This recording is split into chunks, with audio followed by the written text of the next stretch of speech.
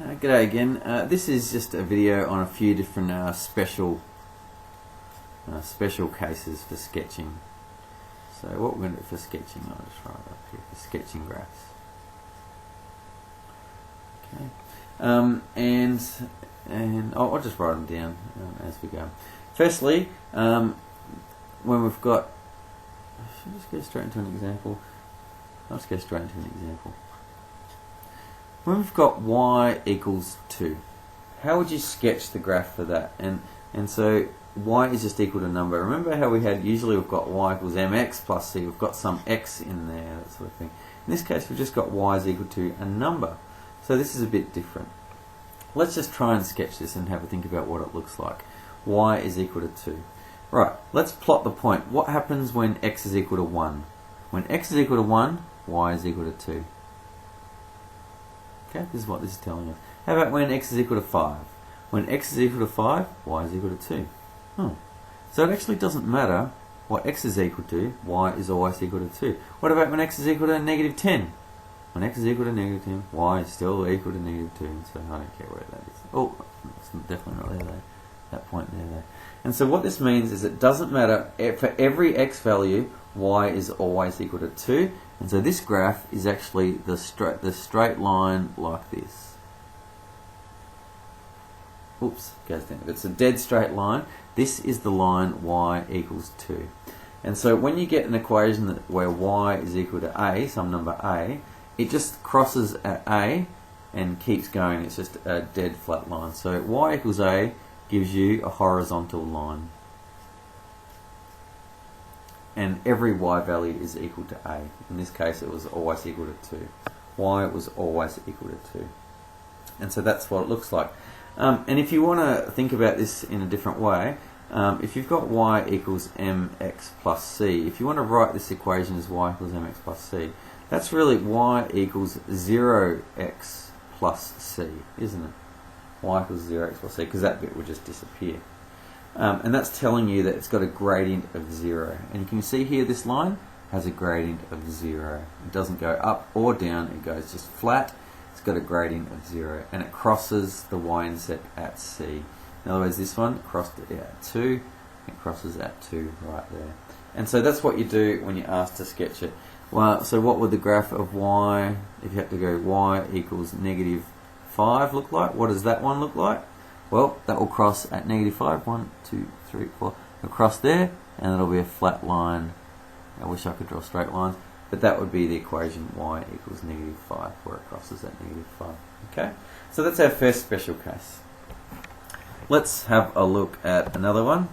Let's do the case where you've got x equals something, and hopefully you'll be able to figure out what this might look like before I sort of get to it.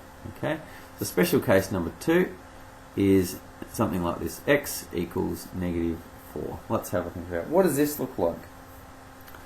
So let's just plot a few points again. Let's plot a point when y is equal to 1. When y is equal to 1 here, what's x equal to? X equals negative 4. 1, 2, 3, 4. This one here. Okay. What about when y is equal to 10? Up here somewhere. X is equal to negative 4. What about when y is equal to negative 9 or something like that? X equals negative 4. So you can see it doesn't matter what the y value is, x is always equal to negative 4, and so what you get is this line, vertical and straight. Oh, man, vertical is harder for me than horizontal, just because of the way the tablet is. That's a bit better. So that goes through the point negative 4. So this is the line x equals negative 4, and it goes up and down like that sort of thing. So there you go. It's exactly like the other case. So if you had to sketch the line x equals 1, what would that look like?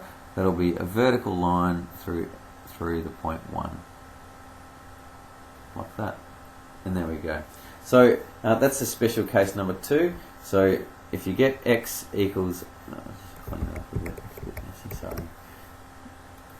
You get x is equal to b. You get a vertical line through B. Okay, so if it's x equals 1, it'll cross at 1, and it's just a vertical line. Okay, so that's your second special case. Nice and simple. If you see those, don't get confused by them. They're actually really, really easy, but they can mystify a few people. The last one is if you get something of the form y equals mx. Okay, and I'll just, I think I'll just launch into an example because I think it's just important. I did sort of say it was an example, didn't I? Y equals 3x. Okay, how would you sketch that guy? Well, if you compare it to y equals mx plus c, y equals mx plus c, it might give you a hint as to how to draw this. Because what you've got here is y equals 3x plus 0. So what does that tell you? It tells you that the y-intercept is 0 and that the gradient is equal to 3. Okay, so m is equal to 3 and your y-intercept is equal to 0. And so what you do for these guys is you just sketch it using your gradient intercept method. Y-intercept is 0, you start at 0. The gradient is 3, which we can also write as 3 over 1. So your rise is 3, your run is 1. So what that means is you go up by 3 and across by 1 to your new point, and you draw a line between them. And that's what the equation y equals 3x looks like. And this makes sense because y equals 3x is just y equals 3x plus 0. It's got a y-intercept of 0. In other words, it goes through the origin.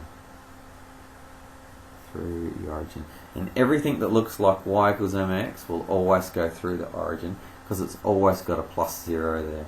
It always has a plus c. It always goes through the origin.